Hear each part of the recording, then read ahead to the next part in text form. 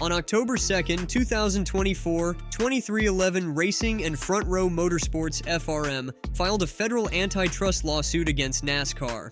The lawsuit, which claims NASCAR is a monopolist bully, stems from a contentious charter negotiation process. Teams were given a mere 48 hours to sign a 100-page deal with no room for negotiations. While 13 teams acquiesced to NASCAR's demands, 2311 Racing and FRM stood their ground, refusing to sign what they deemed an unfair agreement. Denny Hamlin, co-owner of 2311 Racing and current driver for Joe Gibbs Racing, has been at the forefront of this legal battle. In an interview with Racer, Hamlin shed light on his decision to take on NASCAR. "I didn't realize until reinvesting the money that I've made as a driver back into the sport to put on a show for Jim France and NASCAR. How unfair this whole system is. I didn't realize they would exercise the power that they did in an unfair manner, in my opinion. And we just got to a tipping point where we all said, enough is enough and let's exercise some options." Hamlin's words reflect a growing frustration among team owners who feel NASCAR's current structure is unsustainable and unfair. His perspective has shifted dramatically since reinvesting his earnings back into the sport, leading him to challenge a system he once thought he understood. But Hamlin's not alone in this fight. Bob Jenkins, owner of Front Row Motorsports, has also spoken out against NASCAR's tactics. Jenkins described NASCAR's negotiation strategy as a divide-and-conquer approach. He stated, "NASCAR set out on this journey to basically divide and conquer, and they were largely successful. I hate to say that, but they were largely successful. Dusted off the 50-year-old playbook and said, I'll be danged, this thing still works. We can still intimidate the teams into signing a deal. September 6th, that's exactly what happened." Jenkins's comments reveal how NASCAR abandoned group negotiations and shifted to dealing with teams individually after initial discussions failed. This strategy, he believes, was a deliberate attempt to weaken the collective bargaining power of the teams. The lawsuit has brought in heavyweight legal representation in the form of Jeffrey Kessler, a renowned antitrust lawyer with a track record of successful cases against major sports leagues. Kessler's involvement signals the seriousness of this legal challenge and the team's determination to see it through. Kessler believes this lawsuit could be a turning point for NASCAR. "This is reminiscent for me of many sports that have gone through a transformative model. It's sort of a moment when the legal style basically confronts them and says, either you're going to voluntarily change or you're going to be changed, and you can either get on the bus or get run over by the bus. No one wanted this litigation, but NASCAR didn't really give these teams any choice. You either submit to the bully or you fight. They're going to fight." Kessler added, "If NASCAR is willing to change, it's got to be a significant change to make a fair system for the teams. If they're not willing to do that kind of a deal, then they'll take this case all the way to a jury and a judge, and that's why I say they'll be forced to change. It's the same type of thing I went through with the NCAA, who had a choice to make. They could keep fighting in court and keep losing and have the new system thrust upon them, or in that case, they finally sat down and said, we're ready to transform the sport and we'll be a part of it. That's the type of choice that NASCAR is going to face." The lawsuit details several alleged anti-competitive practices by NASCAR. These include claims that NASCAR has unlawfully blocked the formation or growth of any other series, forcing competitors to accept take-it-or-leave-it economic conditions to participate. The suit also alleges that NASCAR has monopolistic control over tracks, car parts, and competition.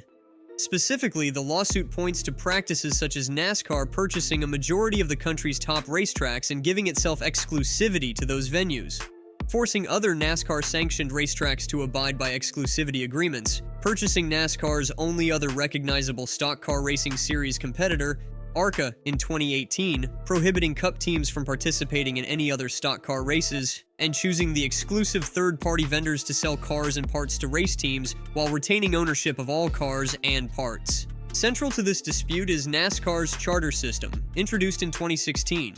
Charters guarantee teams a starting spot in all 36 NASCAR Cup Series points races and a share of the television revenue. Teams have been negotiating an extension of this agreement for over 2 years, with a key sticking point being NASCAR's refusal to make charters permanent. The financial implications of this lawsuit are significant. NASCAR is set to collect $1.1 billion per year in television money from a new TV deal starting next year. The distribution of this revenue is a major point of contention. Curtis Polk, another 2311 co-owner and Michael Jordan's longtime business partner, emphasized the need for financial transparency. We just want fairness. It's not about a particular issue or 5 particular issues. When you look at the financial inequality that exists here, how is anybody going to say that's fair? Polk further explained the team's position. We'd meet with NASCAR about the things we thought would be better for the sport. Not just for the teams, but for the drivers, the fans, and for NASCAR and the France family to try and grow the sport. We built this team for the sole purpose of running at the NASCAR Cup level. There's nothing else I can do with these assets. I'm in a situation where I basically invested tens and tens of millions of dollars in a system where one person, basically, has the right to tell me I'm not gonna get anything more and I can take it or leave it on September 6th. And I knew that didn't sound right, and that's why I went to Jeffrey, and that's why we're where we are today. The value of charters, which have sold for as much as $40 million, adds another layer of complexity to the situation. Bob Jenkins highlighted the risk involved. I don't know what it's going to cost me if I lose 2 charters in my race team, but it's a lot of money. But it's the right thing to do. It's the right thing for the sport. As the lawsuit unfolds, there are concerns about potential retribution against the involved teams. The final 6 weeks of the NASCAR season will play out under the shadow of this legal battle. Hamlin, who is currently 5th in the playoff standings, addressed these concerns. I have enough faith in them that they're going to be professionals. They can separate Denny the driver that's on the racetrack on Sunday from Denny that's the owner on Monday through Friday. Certainly, there's been things in the past that have been conspiracy theories, but you can't get into that stuff. Certainly, they'll respect myself and my JGR team because right now, the most important thing to me is trying to run for this championship over the next 6 weeks. The potential for retribution is particularly concerning at tracks like Talladega Superspeedway, where rules can be arbitrarily applied. The yellow line rule at Talladega has been a source of controversy in the past, such as in 2008 when Tony Stewart was declared the winner despite Regan Smith crossing the finish line first after going below the yellow line to pass Stewart. Jeffrey Kessler, however, is not overly concerned about potential retribution. My experience is that having a lot of cases against sports leagues, sports organizations, is that their lawyers advise them, do not mess around with the other side because that's the worst thing you can do when I call on them in court. We don't usually see players face retribution, we don't see our other plaintiffs face retribution, and I would be surprised if it happens here. But if it happens, we certainly know what to do about it. Public reaction to the lawsuit has been mixed. Some fans support the team's decision to challenge NASCAR's authority, while others worry about the impact on the sport.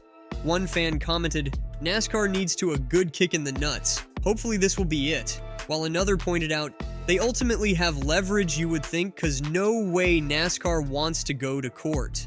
A third fan noted, considering a lawsuit would most likely require NASCAR to open their books, this is the last thing they want, good on 23rd 11 and front row. The outcome of the case could potentially reshape the sport's business model and the relationship between NASCAR and its teams. Michael Jordan, co-owner of 2311 Racing, summed up the stakes.